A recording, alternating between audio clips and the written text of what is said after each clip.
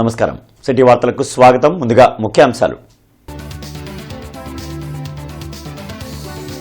గుంటూరు కార్పొరేషన్కు Swachh Survekshan super league city award.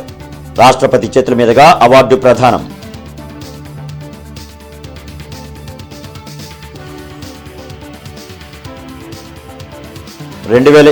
నాటికి ఏపీని పేదరహిత రాష్ట్రంగా మార్చడమే చంద్రబాబు లక్ష్యం. పశ్చిమలో 20,000 బంగారు కుటుంబాలు గుర్తించామన్న MLA Galla Madhavi.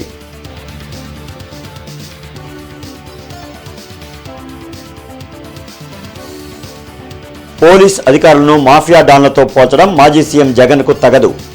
AP police అధికారుల సంఘం అధ్యక్షులు శ్రీనివాసరావు. ఢిల్లీలోని విజ్ఞాన్ భవన్లో స్వచ్ఛ సర్వేక్షణ్ అవార్డుల ప్రధాన కార్యక్రమం జరిగింది. రాష్ట్రపతి ద్రౌపది ముర్ము అవార్డులను అందించారు. రాష్ట్రం నుంచి 5 మున్సిపల్ కార్పొరేషన్లకు అవార్డులు దక్కగా అందులో Guntur corporation Swachh Survekshan super league city award కైవసం చేసుకుంది. మంత్రి నారాయణతో పాటు మేయర్ కోవెలమూడి రవీంద్ర ఈ అవార్డును రాష్ట్రపతి నుంచి అందుకున్నారు.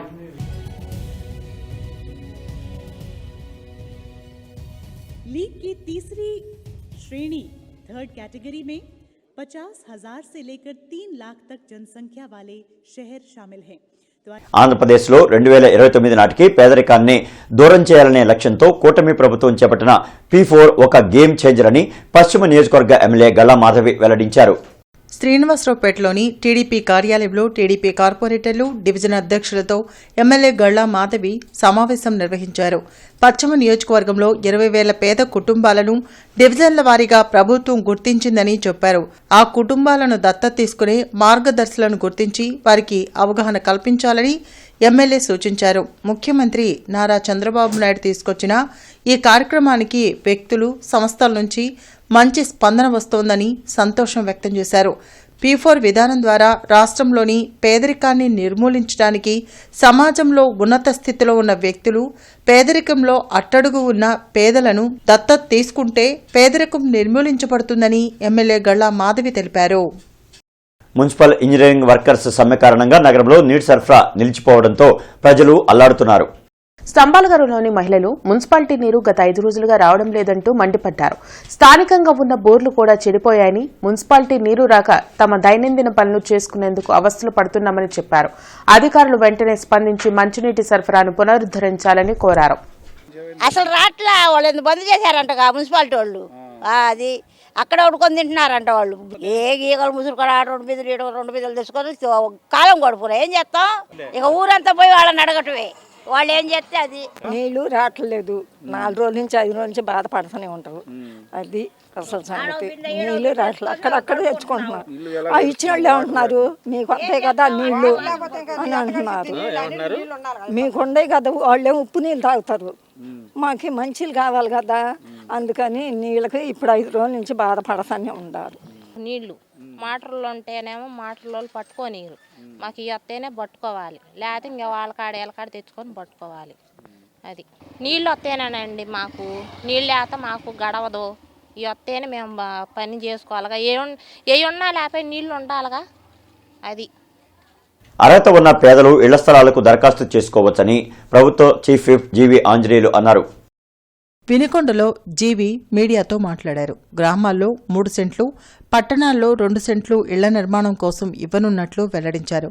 గ్రామ, వార్డు సచివాలయాల్లో దరఖాస్తులు ఇవ్వాలని జీవి పేర్కొన్నారు. అర్హత ఉన్నవారికి కొత్త రేషన్ కార్డులతో పాటు పింఛన్ కూడా ఇచ్చేందుకు కూటమి ప్రభుత్వం నిర్ణయించిందని తెలిపారు. ఈరోజు ఇళ్ల స్థలాలు లేనటువంటి వాళ్ళు పేదలు చాలామంది ఉన్నారు. 1 సెంటు సరిపోదు, కనీసం 3 సెంట్లు అవసరమని చెప్పి మన ముఖ్యమంత్రి చంద్రబాబు గారు ఆలోచన. దాని ప్రకారం రానున్న 2 సంవత్సరాల్లో ఇళ్ల స్థలాలు ఇవ్వటం కోసం ఇప్పుడు దరఖాస్తులు స్వీకరిస్తున్నాం. ప్రతి సంవత్సరం కొన్ని ఇళ్ల స్థలాలు పేద ప్రజలకు ఇస్తాం. గ్రామ సచివాలయాలకు వెళ్ళి దరఖాస్తు పెట్టుకోవాల్సిందిగా ప్రజలకు నేను విజ్ఞప్తి చేస్తున్నా. అలాగే కొద్దిమంది రేషన్ కార్డు లేని వాళ్ళు ఉన్నారు. సుపరిపాలన తొలడుగు ఈ కార్యక్రమంలో అనేక గ్రామాలు వెళ్ళాము. కొంతమంది పేద ప్రజలు మాకు ఇంకా రేషన్ కార్డు లేదు, గత ప్రభుత్వంలో కూడా మేము అడిగాము, మాకు రేషన్ కార్డు ఇవ్వలేదని చెప్పి చెప్తున్నారు. తప్పనిసరిగా గత ప్రభుత్వంలో ఎవరికైతే ఇవ్వలేదో రేషన్ కార్డు లేనటువంటి వాళ్ళందరూ కూడా రేషన్ కార్డుకు దరఖాస్తు పెట్టుకోవాల్సిందిగా నేను విజ్ఞప్తి చేస్తున్నా. నందివెలుగు రైల్వే ఫ్లైఓవర్ బ్రిడ్జి పనులు జూలై 19వ తేదీన మొదలు పెడుతున్నామని ఎమ్మెల్యే నసీర్ అహ్మద్ తెలిపారు.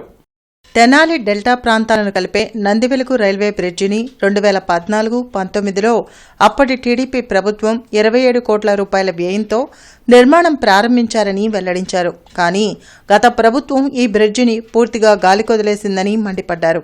స్థానిక ప్రజల అవసరాలను గుర్తించి కేంద్ర సహాయ మంత్రి పెమ్మసాని చంద్రశేఖర్ కేంద్ర ప్రభుత్వం నుంచి 27 కోట్లు తీసుకువచ్చి మరల పనులు మొదలు పెడుతున్నారని చెప్పారు. దీన్ని 2014-19లో ఆనాటి తెలుగుదేశం ప్రభుత్వంలో దాదాపు 27 కోట్ల రూపాయలతో ప్రారంభించడం జరిగింది. కొంతమేర 70% పనులు పూర్తి చేసినటువంటి బ్రిడ్జ్ని గత 5 సంవత్సరాల్లో ఉన్నటువంటి వైసీపీ ప్రభుత్వం పూర్తిగా నిర్లక్ష్యం చేయడంతో పాటు ఒక తట్టమట్టి వేసి అభివృద్ధి కార్యక్రమాన్ని ముందుకు తీసుకుని వెళ్ళేటువంటి పరిస్థితులు లేవు. గతంలో అనేక సార్లు ఈ బ్రిడ్జిని నిర్మించాలని చెప్పి ఉద్యమాలు చేసినటువంటి వ్యక్తులుగా దీని మీద ప్రత్యేకమైనటువంటి శ్రద్ధ తీసుకొని స్థానిక ప్రజల అవసరాలను గుర్తించి వెంటనే కేంద్ర మంత్రివర్యులు పెమ్మసాని చంద్రశేఖర్ గారిని సంప్రదించి ఈ కార్యక్రమాన్ని పూర్తి చేయాలని చెప్పి ఆయన ద్వారా రైల్వే ఓవర్ బ్రిడ్జ్ నిర్మాణ కార్యక్రమాన్ని ప్రారంభించుకోవడానికి రైల్వే అధికారులను సంప్రదించి 27 కోట్ల రూపాయల బడ్జెట్లో తిరిగి ఈ కార్యక్రమాన్ని ప్రారంభించుకోవడం జరుగుతూ ఉంది. రేపు 19వ తారీఖున ఈ పనుల్ని వెంటనే ప్రారంభించేటువంటి దిశగా ముందుకెళ్తా ఉన్నాం. ఏరువ కోటిరెడ్డి మెమోరియల్ స్కాలర్షిప్ల పంపిణీ కార్యక్రమంలో నర్సాపేట ఎంపీ లావు శ్రీకృష్ణదేవరాయలు పాల్గొన్నారు. పలకలూరులో ఏరువ కోటిరెడ్డి మెమోరియల్ ట్రస్ట్ ఆధ్వర్యంలో జరిగిన స్కాలర్షిప్ల పంపిణీ కార్యక్రమంలో ఎన్ఆర్ఐ ఏరువ సాయిరాం, నూనె ఉమామహేశ్వరరెడ్డి పాల్గొన్నారు. ఏరువ కోటిరెడ్డి చిత్రపటానికి ఎంపీ లావు శ్రీకృష్ణదేవరాయలు పూలమాల వేసి నివాళులర్పించారు. ఏరువ కోటిరెడ్డి పేరున కుమారుడు సాయిరాం ఇంతమంది విద్యార్థులకు స్కాలర్షిప్లు పంపిణీ చేస్తున్నందుకు లావు శ్రీకృష్ణదేవరాయలు అభినందించారు. 1525 మంది విద్యార్థులకు 50 లక్షల స్కాలర్షిప్లు ఇస్తున్నారని చెప్పారు. కష్టపడి ఉన్నత శిఖరాలకు చేరుకున్న వారు కొందరు మాత్రమే ఇటువంటి మంచి కార్యక్రమాలు చేస్తారని అన్నారు. ఇలాంటి వారిని ఆదర్శంగా తీసుకుని జీవితంలో ఎదిగి 10 మందికి సహాయపడాలని ఎంపీ ఆకాంక్షించారు. ప్రభుత్వం విద్య పట్ల ప్రత్యేక శ్రద్ధ తీసుకుని పనిచేస్తుందని కృష్ణదేవరాయలు తెలిపారు. ఈ కార్యక్రమంలో మసూదా మూవీలో నటించిన భాను, మల్లీశ్వరి, పోలూరు వెంకటరెడ్డి, నూనె వెంకట కోటిరెడ్డి, ఏరువ కోటిరెడ్డి తదితరులు పాల్గొన్నారు. మీకు మంచి టీచర్స్ ఉన్నారు, స్కూల్స్ ఉన్నాయి, గవర్నమెంట్ వైపు సహకారం ఉంది కాబట్టి బాగా చదవండి. అలాగే సాయిరాం లాంటి వారు కూడా ముందుకు వచ్చి మీకు ఇటువంటి సహాయ సహకారాలు అందిస్తున్నారు కాబట్టి మిమ్మల్ని అందరికీ కోరేది ఒకటే, బాగా చదువుకోండి. చదువుకుంటే మీ కుటుంబ పరిస్థితులు కూడా మారుతాయని చెప్పి మీకు తెలియజేసుకుంటూ, ఈ దీంట్లో కేవలం ఆయన డబ్బులు ఎక్కువ ఖర్చు పెడతా ఉన్నారు. దాదాపు 50 లక్షల దాకా ఆయనే ఇచ్చారు. 3 లక్షలు మాత్రం ఇక్కడ లోకల్గా వచ్చినట్లున్నాయి. వచ్చే సంవత్సరం లోకల్ కాంట్రిబ్యూషన్ కూడా పెరుగుతుందని చెప్పి ఆశిస్తా ఉన్నాను. ఒక మనిషి నుంచే కాకుండా 10 మంది నుంచి వస్తే ఇంకా మంచిదని ఆశిస్తూ, అలాగే ఇక్కడికి వచ్చిన స్టూడెంట్స్ మీ వైపు నుంచి ఏమైనా రికమెండ్ చేయండి. ఇంజనీరింగ్ సీట్స్ వాటికి ఏమన్నా నా వైపు నుంచి నేను స్కాలర్షిప్ ఇవ్వగలిగే వారికి తప్పకుండా కొద్ది మార్క్స్ వచ్చిన వాళ్ళని నాకు పంపించండి. నేను తప్పకుండా నా వైపు నుంచి విజ్ఞాన యూనివర్సిటీలో తప్పకుండా స్కాలర్షిప్ ఇచ్చే బాధ్యత నేను తీసుకుంటానని చెప్పి తెలియజేస్తున్నాను. ఈ స్కాలర్షిప్ ప్రోగ్రామ్ అనేది గవర్నమెంట్ మనకి అందిస్తున్నందుకు మనం చాలా గ్రేట్ఫుల్ గా ఉండాలి. గవర్నమెంట్ నుంచి మనకి ఇంత సపోర్ట్ వస్తుంది, మీ టీచర్స్ నుంచి, మీ స్కూల్స్ నుంచి, మీ పేరెంట్స్ నుంచి ఇంత వస్తున్నప్పుడు మీరు కూడా వాళ్ళకి రిటర్న్ లో ఒక మంచిగా చదువుకొని ఒక మంచి జాబ్తోనో లేకపోతే మీరు ఏ స్ట్రీమ్లో వెళ్ళాలనుకుంటున్నారో ఆ స్ట్రీమ్లో టాప్లో ఉండి చూపించాలి. సో ఇంతే నేను చెప్పగలను. Education is very important. It brings you respect and money, రెండు గుర్తుపెట్టుకోండి. మాజీ సీఎం జగన్ పోలీసు అధికారులను మాఫియా డాన్లతో పోల్చుతూ మాట్లాడటం కరెక్ట్ కాదని ఏపీ పోలీసు అధికారుల సంఘం అధ్యక్షుడు శ్రీనివాసరావు అన్నారు. ఇలాంటి వ్యాఖ్యలు ప్రజాస్వామ్యానికి గొడ్డలి పెట్టులాంటివని శ్రీనివాసరావు వ్యాఖ్యానించారు. విజయవాడలో ఆయన మీడియాతో మాట్లాడారు. గత ప్రభుత్వంలో కూడా తామే పోలీసింగ్ నిర్వహించామనే విషయాన్ని మాజీ సీఎం గుర్తుపెట్టుకోవాలని చెప్పారు. రాజకీయ పార్టీలకు తాము తొత్తులుగా ఎప్పుడూ పనిచేయమన్న శ్రీనివాసరావు నిందారోపణలు చేయడం సరైంది కాదని స్పష్టం చేశారు. ఏ స్థాయిలో ఉన్న అధికారైనా ఎంతటి పెద్దవాళ్ళైనా కూడా చట్టానికి అతీతులు కారని చెప్పి ఈ సందర్భంగా తెలియపరుస్తూ ఉన్నాం. పోలీసులందరినీ వీఆర్లో పెట్టారు. పోలీసులందరినీ వీఆర్లో పెట్టడం అనేది ఒక అడ్మినిస్ట్రేషన్లో భాగమే. మీ ప్రభుత్వంలోకి ఇదే పని చేశారు మీరు కూడా. ఆ వీఆర్లో పెట్టిన తర్వాత వాళ్ళ యొక్క అధికారుల యొక్క సామర్థ్యాలను బట్టి ఎక్కడిని ఎక్కడ వేయాలి, ఎక్కడిని ఎక్కడ పోస్టింగ్ చేయాలనేది ఆ హెచ్ఓడీలు ఎవరైతే ఉన్నారో వాళ్ళు నిర్ణయం తీసుకుంటూ ఉంటారు. దాన్ని బట్టి అడ్మినిస్ట్రేషన్ సాగుతూ ఉంటుంది. అలాగే ఎంతటి దుర్మార్గంగా మాట్లాడారంటే పోలీస్ శాఖలో ఉన్నటువంటి డిఎస్పీ గారులు, సిఐ గారులు డబ్బులు తీసుకొని ఎమ్మెల్యేలకి ఆ డబ్బులు పంచుతున్నారని ఎంత దుర్మార్గమైన మాట. ఆ వ్యాఖ్యల్ని వెంటనే వెనక్కి తీసుకోవాలని కోరుతా ఉన్నాం. ఈ నెల 20వ తేదీన గుంటూరులో యాంటీ మైక్రోబియల్ రెసిస్టెన్స్ పై వైద్యులకు సదస్సు జరగనుంది. జిమ్ఖానా ఆడిటోరియంలో సీఎంఈ నిర్వహిస్తున్నట్లు ఐఎంఏ రాష్ట్ర అధ్యక్షులు డాక్టర్ నందకిషోర్ తెలిపారు. గుంటూరులోని ఐఎంఏ హాల్లో ఏర్పాటు చేసిన మీడియా సమావేశంలో ఆయన మాట్లాడారు. వైద్యులందరూ యాంటీ మైక్రోబియల్ రెసిస్టెన్సీపై దృష్టి సారించి ప్రజల ఆరోగ్యాన్ని కాపాడాలని విజ్ఞప్తి చేశారు. ఈ కార్యక్రమంలో మంత్రి సత్యనారాయణతో పాటు AP medical council chairman doctor Srihari Rao పాల్గొంటారని తెలిపారు. కార్యక్రమంలో డాక్టర్ కె కళ్యాణ చక్రవర్తి, డాక్టర్ సేవాకుమార్ తదితరులు పాల్గొన్నారు.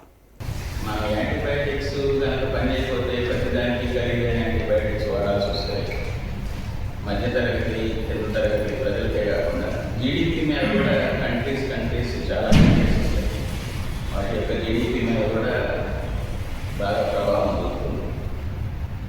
సో ఇది చాలా ఇంపార్టెంట్ ప్రాబ్లం కాబట్టి నేను మీ అందరినీ రిక్వెస్ట్ చేసేది ఏంటంటే దీనికి కొంచెం ప్రాచుర్యం కల్పించాలి. ప్రజలు మారాలి, డాక్టర్లు అందరూ కూడా మారి కేరళలో కూడా ఇలాంటి ప్రోగ్రామ్ చేపడితే వాళ్ళు 20% ఆఫ్ యాంటీబయాటిక్ యూసేజ్ తగ్గించగలిగారు. సో కాలక్రమేణా మేము ఈ మార్పులు తీసుకురావాలి. దానిలో మీ యొక్క సహకారం అనేది చాలా ముఖ్యమైన భూమిక నిర్వహిస్తారు. శ్రీ పద్మావతి గోదాదేవి సమేత వెంకటేశ్వర స్వామివారి దేవాలయంలో తిరుప్పావడ సేవ అత్యంత రమణీయంగా జరిగింది. గుంటూరు తిరుపతిగా పేరుగాంచిన గార్డెన్స్ వెంకటేశ్వర స్వామి దేవాలయంలో తిరుప్పావడ సేవ అత్యంత భక్తి శ్రద్దలతో నిర్వహించారు. తిరుప్పావై సేవలో స్వామివారికి పెద్ద ఎత్తున పులిహోర, వడలు, తీపి పదార్థాలు నైవేద్యంగా సమర్పించారు.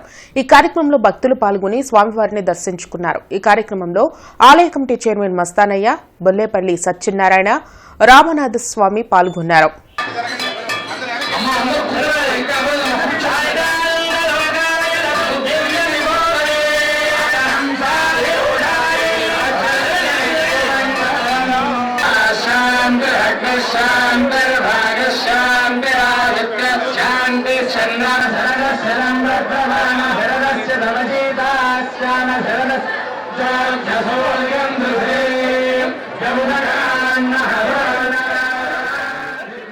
సత్తెనపల్లి నియోజకవర్గం రాజుపాలెంలో సుపరిపాలనలో తొలి అడుగు కార్యక్రమం కొనసాగుతోంది.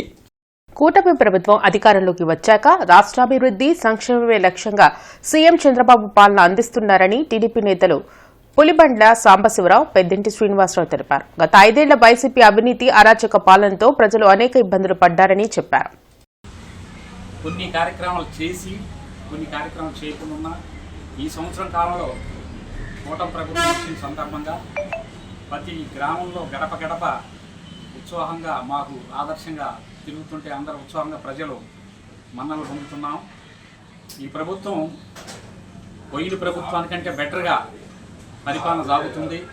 రాజధాని కానీ, గ్రామాల్లో మౌలిక వసతులు కానీ, అభివృద్ధి కార్యక్రమాలు కానీ, మా గ్రామంలో రాజుపాలెం మండల హెడ్ క్వార్టర్లో గత 5 సంవత్సరాల్లో కనీసం 20 లక్షల రూపాయల రోడ్లు ఇచ్చేలకు 5 సంవత్సరాలు గడిచిపోయింది.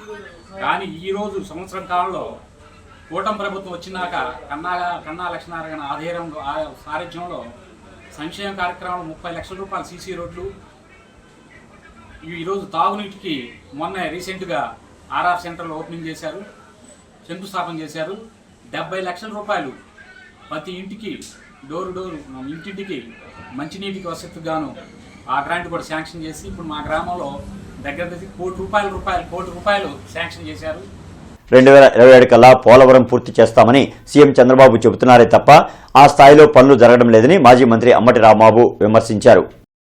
తాడేపల్లిలోని వైసీపీ కేంద్ర కార్యాలయంలో అంబటి రాంబాబు మీడియాతో మాట్లాడారు. 14 ఏళ్లు సీఎంగా చేసిన చంద్రబాబు రాయలసీమ కోసం ఒక్క పనైనా ఎందుకు చేయలేదని ప్రశ్నించారు. కూటమి నాయకులు చెప్పినట్లుగా వైసీపీ శ్రేణులపై పోలీసులు తప్పుడు కేసులు ఎలా పెడతారని అంబటి నిలదీశారు. రాయలసీమను సస్యశ్యామలం చేసేటటువంటి బాధ్యత నేను తీసుకుంటాను, నన్ను నమ్మండి, నేను హామీ ఇస్తున్నాను అంటున్నాడు. ఏమి హామీ అండి నాకు అర్థం కాలేదు. నువ్వు 14 సంవత్సరాలు ముఖ్యమంత్రిగా చేసావు, ఇంతకు ముందు కొత్తగా వచ్చినవి కాదు. ఏ రాయలసీమ ప్రాజెక్ట్ నువ్వు చేసావంటున్నా? డాక్టర్ వైఎస్ రాజశేఖర రెడ్డి గారు ఆలోచన చేసిన ప్రాజెక్టులు తప్ప నువ్వు ఏదన్నా ఒక్క ప్రాజెక్ట్ చేసావా? అదేమంటే తెలుగు గంగా ఎన్టీ రామారావు అంటావు మాట్లాడితే. ఇవాళ పోలవరం గురించి మాట్లాడుతూ ఉన్నావు. అసలు నేను ఒక్క విషయాన్ని రాష్ట్ర ప్రజానీకానికి అర్థం అవ్వాలని నేను కోరుకుంటున్నా. పాత గుంటూరులో కొర్లపాటి అంకమ్మ తల్లి కొలుపులు ఘనంగా జరిగాయి. స్థానిక మహిళలు భక్తి శ్రద్ధలతో పాల్గొని అమ్మవారికి ముడుపులు పొంగళ్లు సమర్పించి ప్రత్యేక పూజలు నిర్వహించారు. వర్షాలు కురిసి రాష్ట్రం సుభిక్షంగా ఉండాలని, అమ్మవారి ఆశీస్సులతో గ్రామం బాగుండాలని వేడుకున్నారు.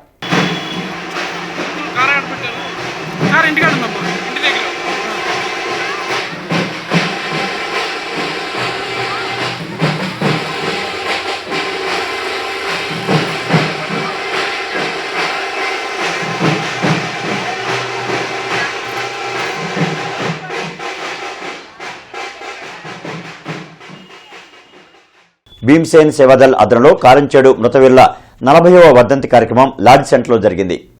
భీమ్సేన్ సేవాదళ్ వివిధ దళిత సంఘాల ఆధ్వర్యంలో కారంచేడు మృతవీరుల 40వ వర్ధంతి కార్యక్రమం నిర్వహించి నివాళులర్పించారు. ఈ సందర్భంగా దళిత సంఘాల నేతలు గుండాబత్తిని శ్రీనివాసరావు, బడ్లబూడి స్టాలిన్ మీడియాతో మాట్లాడారు. 1985 జూలై 17న అగ్రవర్ణాల దాడిలో దళిత వీరులు అసలు బాసారని వెల్లడించారు. మాలా మాదిగలు ఒక్కటిగా ఉంటే తమ హక్కులను సాధించుకోవచ్చని తెలిపారు. ఈ కార్యక్రమంలో భీమ్సేన సేవాదళ్ నాయకులు నల్లపు నీలాంబరం, చిన్నం, డేవిడ్ విలియమ్స్, అనిల్, విజయ్, జల్ది రాజమోహన్ పాల్గొన్నారు. ఇప్పటికైనా దళితుల మీద, దళిత బహుజనుల మీద జరుగుతున్న దాడుల్ని, రోజు రోజుకి జరుగుతున్న దాడుల్ని ఖండించాలి. ఆ దాడులకు వ్యతిరేకంగా ఉద్యమించాలి. ఆ విధంగా బాబాసాహెబ్ అంబేద్కర్ వెలుగులో, ఆయన సిద్ధాంత వెలుగులో ఏకైక మార్గం బాబాసాహెబ్ అంబేద్కర్ మార్గమే. ఈరోజు దళితుల స్థితిగతుల్ని, దిశని మార్చేది బాబాసాహెబ్ అంబేద్కర్ యొక్క మార్గమే. ఆ మార్గంలోనే ప్రయాణించి మన హక్కులను సాధించుకుంటూ ఇలాంటి దాడులను తిప్పికొడుతూ మనం ముందుకెళ్లాలని ఈ సందర్భంగా మాలను టార్గెట్ చేస్తా ఉన్నారు ఈ రాజకీయ పార్టీలు కూడా. ఒక పక్క జగన్మోహన్ రెడ్డి గారు వదిలేశారు, ఒక పక్క టీడీపీ వదిలేసింది. మీరు వదిలేస్తే మేము ఇదే అవలా. మాకు భారత రాజ్యాంగం ఉంది, మా హక్కులు మేము కాపాడుకుంటాం. మాతో పాటు 10 మంది కులాలను కూడా కాపాడుకునే దమ్ము మాలలకు ఉందని మీ అందరికీ చెబుతూ, మరి ఈ సమావేశం వచ్చిన అందరికీ మీ అందరికీ జై భీమ్, జై భీమ్. సమాజ శ్రేయస్సు కోసం పనిచేసే పాత్రికేయులకు మెరుగైన వైద్య సేవలు అందుబాటులో ఉండాలని ఏపీయూడబ్ల్యూజే నాయకులు అన్నారు. లలిత సూపర్ స్పెషాలిటీ హాస్పిటల్ ఏపీయూడబ్ల్యూజే సభ్యులకు అందిస్తున్న ప్రత్యేక హెల్త్ కార్డులను తెనాలి నియోజకవర్గంలో 63 మందికి పంపిణీ చేశారు. ఈ హెల్త్ కార్డుల ద్వారా రాయితీతో కూడిన వైద్యం చేయించుకునే అవకాశం ఉందని చెప్పారు. ఈ సందర్భంగా లలిత సూపర్ స్పెషాలిటీ హాస్పిటల్ యాజమాన్యానికి ఏపీయూడబ్ల్యూజే నేతలు కృతజ్ఞతలు తెలిపారు. మంత్రి అనగాని సత్యప్రసాద్తో ఎమ్మెల్యే కన్నా లక్ష్మీనారాయణ భేటీ అయ్యారు. వెలగపూడి శౌచాలయంలో మంత్రిని కలిసి సత్తెనపల్లి నియోజకవర్గానికి సంబంధించిన పలు రెవెన్యూ సమస్యలు, అభివృద్ధికి చేయాల్సిన అంశాలపై చర్చించారు. వార్తలు ముగించే ముందు ముఖ్యాంశాలు మరొకసారి. గుంటూరు కార్పొరేషన్కు Swachh Survekshan super league city award. రాష్ట్రపతి చేతుల మీదుగా అవార్డు ప్రదానం.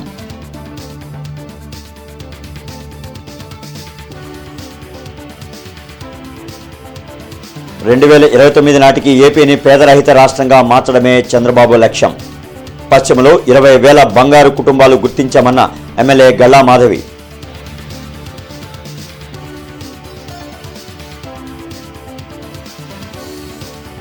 పోలీస్ అధికారులను మాఫియా డాన్లతో పోల్చడం మాజీ సీఎం జగన్కు తగదు. ఏపీ పోలీస్ అధికారుల సంఘం అధ్యక్షులు శ్రీనివాసరావు. ఇక ఈ వార్తలు ఇంతటితో సమాప్తం. నమస్కారం.